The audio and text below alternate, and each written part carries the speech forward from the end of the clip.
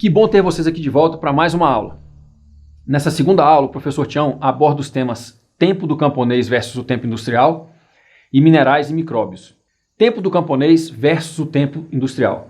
O tempo do agricultor é o mesmo da natureza, não pode ser comparado ao de um relógio. Não se pode adiantar, atrasar ou acelerar. O primeiro a contrapor o tempo da natureza foi Napoleão Bonaparte.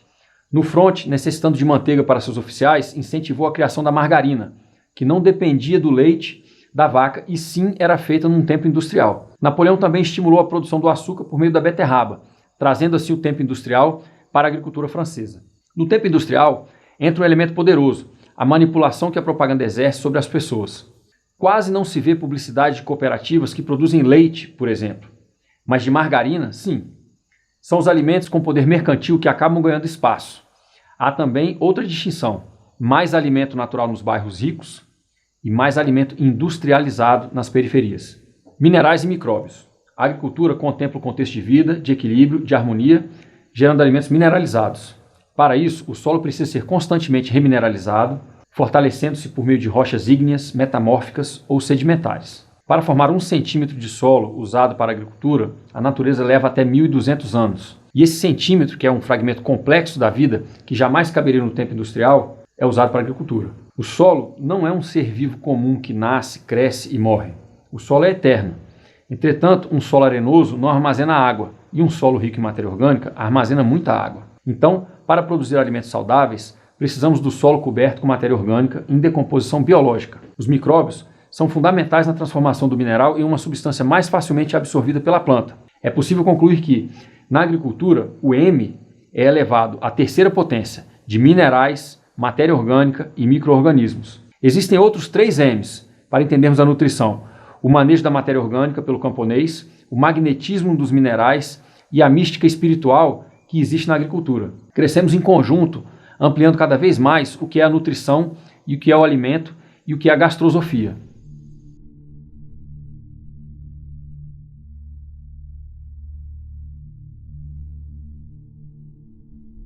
Nós terminamos a parte anterior falando de um triângulo onde entra o solo, a vida, o sol e o agricultor. É importante entender, a partir de agora, uma coisa que nós não nos damos conta. É o tempo desse agricultor. Nessa imagem você vê um ipê branco, de raríssima beleza, florido. Esse ipê floresce uma vez ao ano na natureza, conforme o lugar onde ele está plantado ou cresceu, e você não adianta fazer nada para intervir, porque ele floresce quando as condições ambientais, climáticas, determinam que ele floresça. Esse é o tempo da natureza. O tempo da natureza é diferente do tempo do relógio. Eu posso adiantar, posso atrasar, posso acelerar, posso fazer o que eu quiser. A natureza tem o seu tempo. Se nós entendemos o tempo da natureza, nós vamos ter que buscar uma pessoa rara, uma pessoa estranha. Napoleão Bonaparte. Napoleão Bonaparte era um sujeito belicoso, um guerreiro. E ele precisava de ter alimento, um alimento muito especial para seus oficiais no fronte. Esse alimento era manteiga. Vocês sabem que franceses comem muita manteiga. E se ele mandasse a manteiga para o fronte, a burguesia parisiense ficaria sem manteiga e começaria a falar mal do mandatário ou do imperador. E Napoleão, num ato de bastante perspicácia, resolveu criar uma manteiga que não fosse uma manteiga que dependesse dos tempos da natureza. Porque para fazer manteiga, eu preciso de uma coisa fundamental, uma matéria-prima chamada leite. Porque a manteiga é tirada da gordura do leite, que geralmente varia de 3% a 7%, e que é batido e se transforma em manteiga. Ele precisava criar um substituto da manteiga que fosse industrial, que tivesse um tempo diferente do tempo da natureza.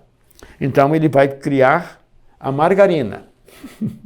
A margarina não precisa de ter uma vaca com mais de 2 anos e meio, que vai ficar prenhe, vai esperar 9 meses de gestação, para nascer um bebê bezerro, que se é bezerro é melhor ainda, porque vai produzir leite, vai produzir mais manteiga, e que precisa esperar 2 anos e meio chegar à puberdade para ter o seu namorado touro, ficar de novo prenhe, para reproduzir isso.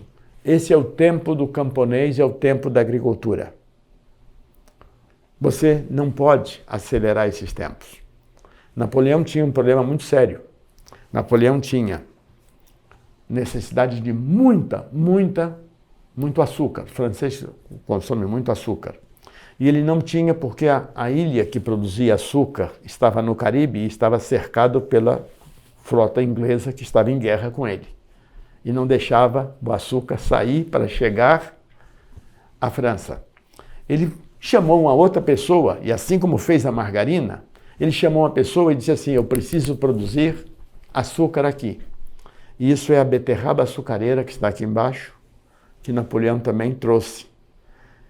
E ele, ao trazer a margarina, ele traz um tempo industrial para a agricultura. Ao trazer a beterraba, ele traz um tempo industrial para a agricultura. E o tempo industrial é diferente do tempo agrícola. Nós temos que entender isso. Aqui na América Latina tem um país vizinho, muito querido, nosso vizinho, onde durante muitos e muitos anos foi proibido se vender margarina. Por quê? Porque é um país que tem uma pecuária leiteira poderosíssima. E eles diziam: a margarina é contra o agricultor, então nós não devemos comprar. E quando alguém vinha ao Brasil ou ia à Argentina, saindo do Uruguai, para comprar margarina lá, porque a propaganda da margarina é maravilhosa, era preso na fronteira e normalmente era preso e os guardas tratavam muito mal, porque dizia assim: além de tudo, você é ignorante. Então nós temos que entender o tempo industrial do tempo camponês. E esse tempo camponês é fundamental. Para explicar isso é fácil. Eu disse que para poder produzir leite precisa uma novilha fêmea, que vai ser entorada e vai ter uma prenhez de 9 meses para então começar a produzir leite, que vai ser ordenhado e vai produzir leite. É diferente de produzir Coca-Cola. Porque para produzir Coca-Cola eu preciso um xarope industrial, 2 colheres, um açúcar ou um açúcar sintético, e eu preciso água. Se eu quiser aumentar a quantidade de Coca-Cola produzida, eu aumento o cano de onde sai a água, ou aumento a produção de energia. E eu posso fazer dia e noite, e eu não preciso um território para fazer isso. Eu ponho um sobre o outro e posso fazer em cima de uma fábrica. A produção do leite e a produção da Coca-Cola são coisas diferentes. Nós não sabemos isso. Nós não somos ensinados assim. Porque nós não tivemos uma aula para aprender lá no começo como é que cresce um pé de alface numa horta de uma criança no maternal ou um pé de arroz numa escola primária japonesa. Nós não sabemos isso. Se nós soubéssemos isso, nós íamos dar o valor que tem o leite. Eu, quando cheguei na Alemanha para estudar, eu fiquei assustado. Porque o agricultor alemão, por cada litro de leite, recebe 4 euros. Ele, produtor de leite, recebe 4 euros por cada litro que ele produz. E o consumidor paga por litro de leite 1 euro. O produtor recebe 4 e o consumidor paga 1. É meio absurdo isso, não é? Não, não é absurdo, isso é o correto. É porque o tempo industrial e o tempo camponês são tempos diferentes. Não esperem tomar uma Coca-Cola na Alemanha, que você vai pagar 12 euros por uma Coca-Cola. Entenderam? É que a Coca-Cola industrial paga os impostos para substituir a necessidade do leite, que é alimento. Então nós estamos agora num novo plano, demonstrando coisas que a Europa faz, que a Alemanha faz.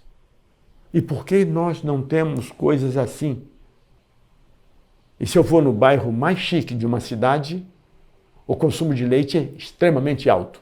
Se eu vou no bairro mais miserável dessa mesma cidade, o consumo de Coca-Cola é extremamente alto. Por quê? Então nós temos que ver. Quando eu consumo leite, preciso menos de óculos. tenho mais saúde, tenho melhores ossos, tenho melhor sistema imunológico. Quando consumo um refresco, que eu aqui chamei pelo nome Coca-Cola, não tenho essa garantia, mas a propaganda é fantástica. Na televisão, o Jornal Nacional é patrocinado por uma margarina. Você nunca viu uma cooperativa de produtores de manteiga fazer um anúncio sequer numa rádio de interior. Então nós temos que começar a dar dimensão àquele camponês que produz na agricultura ultrasocial para entender por que aquele pão ázimo foi apresentado. Porque as coisas nos mostram hoje. Então quando eu mostro para vocês um pacote de pó de pedra, pedra moída, que é vendido na Inglaterra, e aqui está escrito em alemão, Schinderless Mineralien, vendido na Alemanha esse caso, com 34 elementos minerais para humanos, animais e natureza. É uma pedra. Essa pedra, está aqui, custa R$174, ou 30 libras esterlinas em Londres. R$174 aqui no Brasil. Me ofereceram para vender. E eu digo assim, não, eu não preciso comer pedra, eu não sou minhoca. Eu preciso comer um alimento mineralizado por uma agricultura num tempo camponês, dentro de um contexto de vida, de equilíbrio, de harmonia, para eu ter a minha energia perfeita. Mas de onde é que veio essa pedra? Essa pedra que está na minha mão aqui é a mesma pedra que está se vendendo lá em Londres, ou na Inglaterra, ou na Europa. Essa pedra e essa foto é no Peru, Huancayo. Essa pedra se vende para o gado a 50 centavos de dólar, 7 quilos. Então nós já não estamos mais falando de alimento como alimento. Nós estamos falando de alimentos como poder mercantil na mão de pessoas que usam um conhecimento para fazer isso. E são coisas diferentes. E de onde saem esses alimentos? Esses alimentos, esses minerais que estão naquela pedra, saem de dentro de um vulcão. A função de um vulcão é renovar a superfície da Terra. De tempos em tempos os vulcões renovam. Por isso que a agricultura mexicana é famosíssima, a agricultura chilena é famosa, 3.000 vulcões no Chile, imagina. Então esse solo está se remineralizando, se fortalecendo, e essa harmonia é fundamental para se entender isso. E nós temos que entender a força disso. Então, quando nós vemos um granito que é riquíssimo em minerais, quais são os elementos minerais que tem num granito? NPK, nitrogênio, fósforo, potássio? Não. Ele tem toda a tabela periódica da química, tem todos os 108 elementos que existem na natureza, porque todos eles são necessários em forma de equilíbrio para as plantas se desenvolverem plenamente, com saúde, com qualidade, para que eu possa ter o máximo de energia ao me alimentar. É a gastrosofia de Fourier, é o paladar. E nós temos que começar a voltar a ver isso vendo uma simples pedra de granito em uma imagem. Das pedras que surgem lá do fundo, e vocês viram que eu comecei a entrar em minerais agora, que eu falei lá no começo como primeira forma de energia, essas pedras que surgem no magma, na lava derretida, vão formar as pedras ígneas, desde o centro do planeta. E vão derramar, e vão se erodir, e vão formar os solos. São os melhores solos, são os solos mais famosos. Porque lá do centro do planeta vem a complexidade total, vem o total de minerais. Com o tempo, esse solo vai ficando velho, vai extraindo minerais na forma de colheitas, vai sendo lavado para arrastar para os rios, na forma de levar para os oceanos aquilo que não fica na terra, e esses solos vão envelhecer. E envelhece. Os solos brasileiros, a placa brasileira é extremissimamente antiga e velha. Então nós temos que rejuvenescer esses solos. Por isso que nós utilizamos moer as pedras para rejuvenescer os solos e fazer com que a vida se fortaleça nesse solo.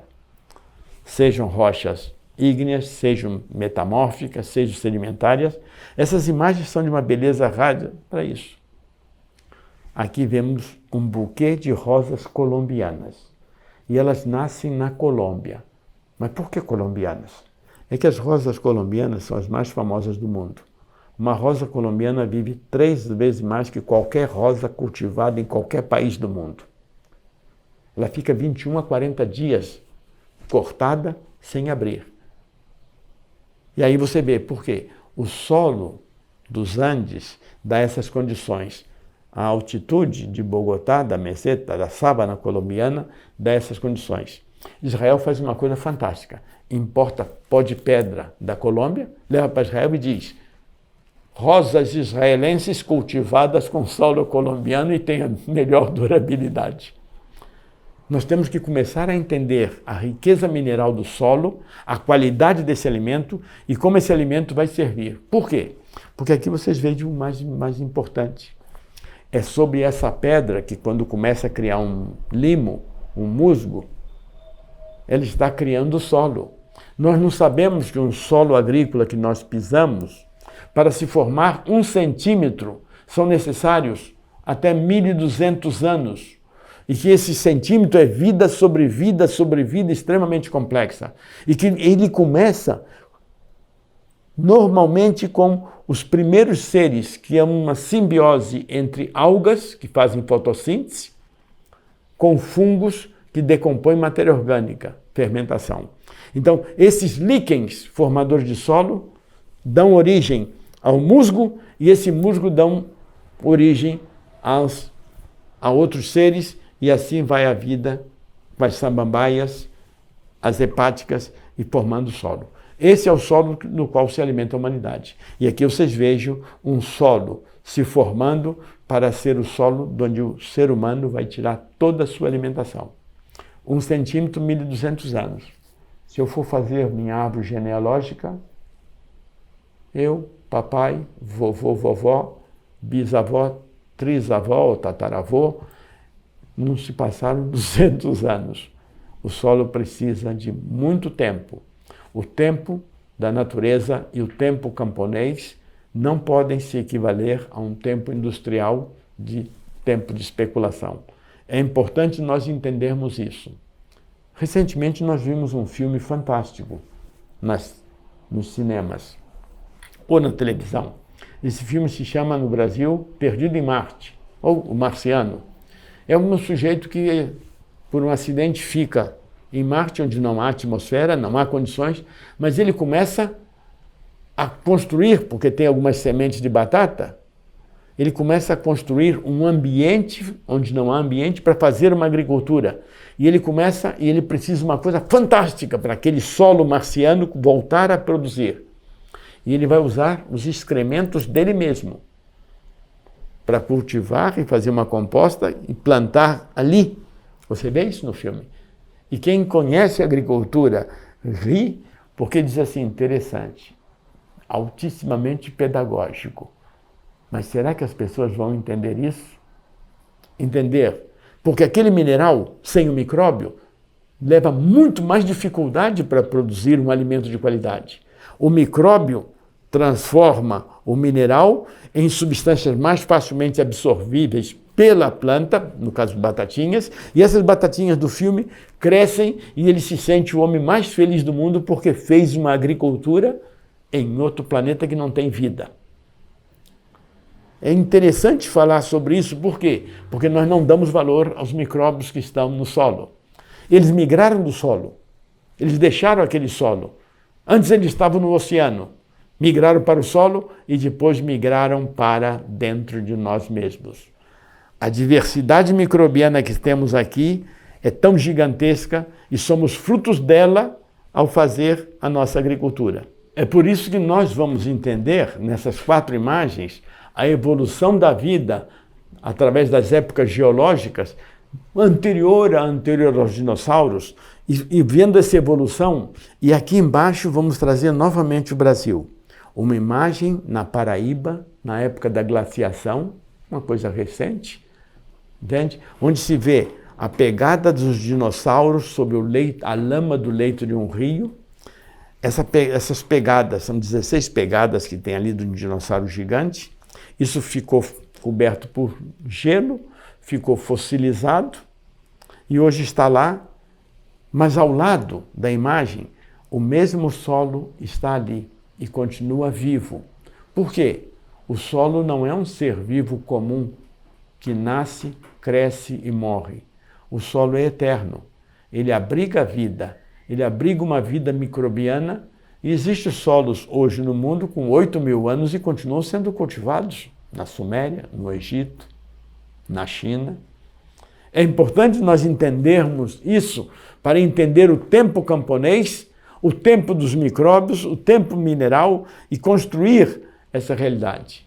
Nas aulas, as professoras e professores faziam uma experiência com uma solução de sulfato de cobre mais uma ferrocianeto de potássio e misturavam e diziam, aqui vai formar uma membrana e essa membrana vai cada vez mais absorver a água e vai crescer. Mas isso não é vida. A vida precisa metabolização, precisa multiplicação, precisa reprodução. Então nós entendíamos isso pela metade. Nós vamos entender isso de verdade quando nós chegarmos a um rio e nesse rio nós observarmos o musgo formado junto à pedra, porque ali existem minerais e existem micróbios, e ali ao ter mais calor, os micróbios se reproduzem mais, e aquela pedra fica escorregadia, você pode tomar um tombo, pode quebrar um osso, e aí você começa a entender que aquela vida naquela água é a vida que existe em diversas formas nesse planeta. Isso para nós é importante. Nós quando vemos uma árvore e ficamos embaixo dela num dia de calor e é fresquinho, é porque aquela árvore tem uma estrutura de folhas com uma função de impedir que o sol penetre pelas folhas e aqueça demasiado suas raízes, porque vai matar os micróbios que fazem parte da nutrição daquela planta. Existe uma simbiose entre seres vivos e um se ajuda ao outro, um com a forma protegendo a sua copa e os outros contribuindo numa troca entre açúcares da fotossíntese com minerais tirados dos fungos. Isso é importante, mas observe, sempre que uma folha, antes de cair da árvore, ela faz alguns aspectos raros. Ela permite que todos os minerais migrem de volta para a árvore e ela muda de cor. Ela muda de cor, deixa de ser verde ou clarinha e passa a ser de uma cor diferente. Amarela, vermelha, castanha. E ela vai cair ao solo, porque ela mudando de cor para vermelho, amarelo e castanho, ela aquece mais rapidamente, absorve mais umidade e se decompõe na necessidade daquela espécie, naquele clima onde ela se vive. Uma goiaba, às vezes, fica 6 meses para se decompor. Uma planta mais tenra, em 2 semanas já está decomposta. E essa velocidade são velocidades do tempo natureza, que na verdade também é o tempo camponês. É o tempo do manejo da terra para se fazer alimento. Porque nós, para fazermos o alimento, precisamos de matéria orgânica em decomposição por micróbios, manejado pelo ser humano, camponês, agricultor, para construir. Assim como a formiga faz, nós também fazemos isso. E é interessante que isso tem um tempo. Isso que necessita minerais, isso necessita conhecimentos. Por isso que a umificação, a transformação de uma folha, se degradando e se reconstruindo em uma forma de matéria orgânica diferente, é fundamental. E se nós não entendemos isso, nós não temos capacidade de alimentar a humanidade. Essa é a realidade da umificação. Por isso que o físico agnóstico diz: do humus vieste e ao humus retornarás. Parece linguagem religiosa. Porque o religioso também diz a mesma coisa. Viemos do pó e para o pó voltaremos. Pó é humus. É a essência da matéria orgânica no solo. Isso tem vida. Isso é feito muito lentamente em um tempo geológico, conforme as condições ambientais. Se percebemos isso, vamos entender. E aqui vem um dos ápices fundamentais. Agora, nas grandes universidades do mundo, mas nas escolas secundárias dos Estados Unidos, na Califórnia, as mocinhas estão indo aos charcos, às lagoas, e pegando o lodo. E pegando esse lodo para colocar em garrafas, tipo garrafa PET de Coca-Cola. E estão colocando ali, e estão colocando sob iluminação essa água com lodo para ver se desenvolver as bactérias. E você vai ver que nessa garrafa No fundo, crescem aqueles micro-organismos que não precisam de tanto oxigênio. E na superfície, aqueles que mais precisam de oxigênio. Então há uma estratificação nessas garrafas. A primeira vez que foi feito isso foi em 1850, e o cientista que fez isso se chamava-se Sergei Vinogradsky, um ucraniano. E Sergei Vinogradsky demonstrou o perfil de solos e a riqueza de gases, no caso o oxígeno máximo em cima, mínimo embaixo, enxofre máximo embaixo e mínimo em cima. E nesta garrafa ele fez uma coisa interessante. Ele queria saber, oxigênio e enxofre são antagônicos. Será que eu tenho uma corrente elétrica entre um polo e outro? E ele montou com um fio de ouro e mediu. E ele encontrou um dado muito interessante. 6,27 volts. 6,27 volts é a tensão que ele encontra entre o enxofre e o oxigênio. Pode parecer uma coisa banal, um dado comum. Só que 6,27 volts também é a tensão que faz com que funcione o coração. Então nós temos que perceber, nesse solo, onde existem micróbios, onde existem líquens que formam esse solo, musgos, samambaias, onde existe enxofre embaixo, que tem aquele cheiro ruim do pântano, e existe oxigênio em cima, nesse perfil, pulsa também como se fosse um coração. Essa é a garrafa de Vinogradsky. Será muita poesia abordar o solo vivo como algo que tenha vida, porque o alimento que sai desse solo, ele tem vida. Essa vida que nós precisamos. Então vocês veem aqui a original da garrafa de Vinogradsky, um perfil de solo. E esse perfil de solo é fundamental, porque o solo não envelhece. Como assim tem uma ampulheta que gira aqui, ele transforma energia livre ao escorrer, realiza trabalho, e ao voltar para a posição, volta. Ele não acumula entropia, como eu acumulo na minha idade, cada vez fico mais velho e vou chegar logo à morte. É importante entender o solo, porque do solo sai o alimento. E é importante que todos entendamos isso numa linguagem simples. Por isso que quando Cristóvão Colombo chegou à América, ele encontrou algumas civilizações. E encontrou cidades gigantescas. Essa que está aqui agora é Tenochtitlan. Tenochtitlan é base do Império Azteca. No Império Azteca, Tenochtitlan, alguns dizem 450 mil habitantes em 1498. Outros dizem, não, era só 250 mil, são exagerados, não me interessa. 20 mil já era gigantesco naquela época. E vocês vão à Cidade do México e vão ver. Mas ele tem um problema seríssimo. Ele não tem solo para se fazer agricultura. A cidade estava no meio de um lago. E no meio do lago, você não vai fazer cultivo flutuante. O que eles faziam?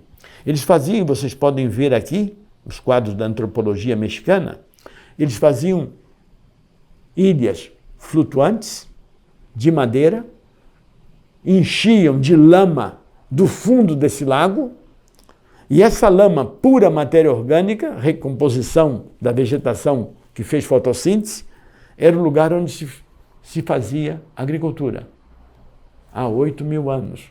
Se você for ao México hoje, você vai a uma chinampa, se chama assim chinampas, e você vai encontrar as mesmas chinampas produzindo o mesmo alimento 500 anos depois da chegada dos espanhóis. No meio de uma cidade que tem 25 milhões de habitantes, é uma cidade gigantesca. Então é belo se ver isso para se entender. E aqui você vê a fotografia do agricultor hoje, de calça vaqueiro, calça jeans, dentro de um barco, procurando a lama do fundo. Mas nós não entendemos a beleza que é isso. No momento que ele afunda a matéria orgânica no fundo do rio para fermentar, ele está eliminando uma toxina que está nessa planta, chamada sal. O sal fica na água e a lama não tem sal. E na lama que vai solo em cima da ilha, das chinampas, é uma lama isenta de sal. nós precisaremos ainda mais ou menos uns 2.000 anos para entender todas as equações que os micróbios fazem aqui na evolução desse processo. E isso é fantástico. Mas se nós vamos entender isso, nós temos que ficar em casa e olhar um solo da Amazônia. Sempre dissemos que na Amazônia não existe solo de qualidade, que na Amazônia o solo é pobre, que precisa fazer isso, fazer aquilo, fazer outras coisas. O solo da Amazônia é um solo muito ácido, porque lá chove demasiado. É um solo que não tem muita matéria orgânica, porque lá é muito quente e muito chuvoso. Então consome essa matéria orgânica. No entanto, nessa imagem ao lado, vocês veem um solo que hoje é considerado, junto com as chinampas mexicanas, o solo mais fértil do mundo e foi feito pela mão do indígena amazônico, construindo ele, o solo mais fértil do mundo, usando algumas técnicas que existem há 8.000 anos. Isso é conhecido já desde a época de Francisco de Orellana, 1560. 1560. E por que nós nunca soubemos isso? Não pode, não interessa. Agora, ultimamente, que vem. E aí nós temos que entender esse solo com 20% de matéria orgânica num lugar onde chove até 20.000 milímetros, criado pela mão humana, pela necessidade de produzir alimento. Vocês vejam que eu sempre estou fugindo e voltando ao cerne do tema para demonstrar a necessidade que nós temos de entender o tempo camponês, o solo para a produção da agricultura e o que é a necessidade de alimentos no mundo. Quando a gente diz para uma nutricionista, ou um biólogo, ou um bioquímico, que um solo arenoso não armazena água e que um solo rico em matéria orgânica armazena muita água, é fácil entender. Às vezes, para uma criança não é tão fácil assim compreender isso. Então, a melhor maneira é explicar isso de uma forma bem lúdica, baseada em nutrição, em comida. Eu, se quero fazer um suspiro, o gaúcho às vezes diz merengue, eu quero fazer um suspiro, eu preciso só uma coisa, eu preciso clara de ovo, bater com açúcar, ralar um limãozinho para tirar o cheiro da clara de ovo, que é um cheiro meio feio, bato, unto uma forma, um pouco de manteiga, coloco as porções do suspiro em cima, ligo um forno, aqueço ele, coloco o suspiro dentro, 15 minutos está pronto. Isso é um suspiro. Se eu pegar nesse suspiro, esfriar e colocar a mão nele e apertar, ele vai se esfarelar.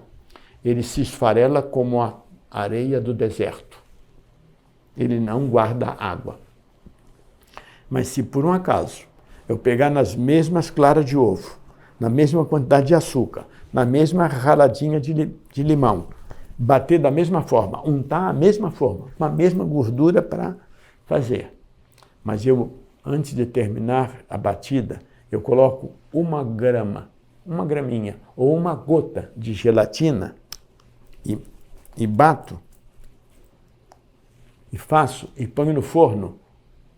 Ao esfriar, eu vou tirar e vou apertar e não se transformou em suspiro ou merengue. Se transformou em Maria Mole. E a Maria Mole é fofinha. E aí você vai ver uma coisa que é importante para o agricultor. A terra arenosa não conserva umidade. A terra com matéria orgânica conserva toda a umidade, como fizeram os índios na Amazônia.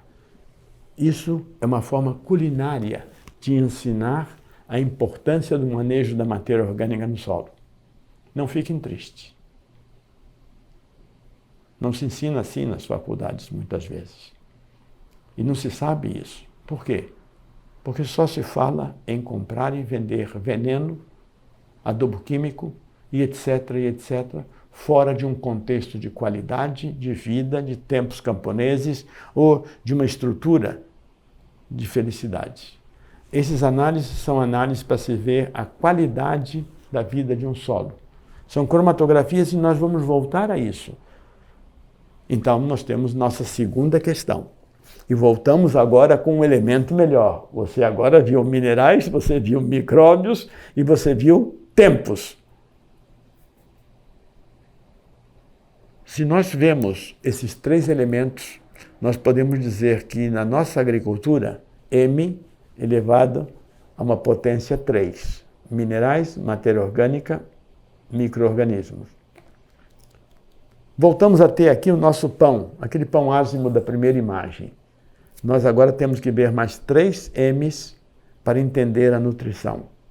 Nós temos que ver o manejo da matéria orgânica pelo camponês, o magnetismo dos minerais e a mística espiritual que existe na agricultura, no cultivo da terra, para sustentar o agricultor naqueles desafios que é não ter umidade, ter excesso de chuva, ter excesso de calor, está sempre jogando contra a insatisfação do tempo, dos deuses, para poder alimentar a todos. Eu creio que nosso segundo debate, existe agora elementos mais claros para se entender aquilo que foi debatido na primeira parte. E agora nós podemos enriquecer nesse debate e contrapor, contraditar, questionar aquilo que foi colocado para que nós possamos crescer em conjunto, ampliando cada vez mais o que é a nutrição, o que é o alimento, o que é gastrosofia de Charles Fourier.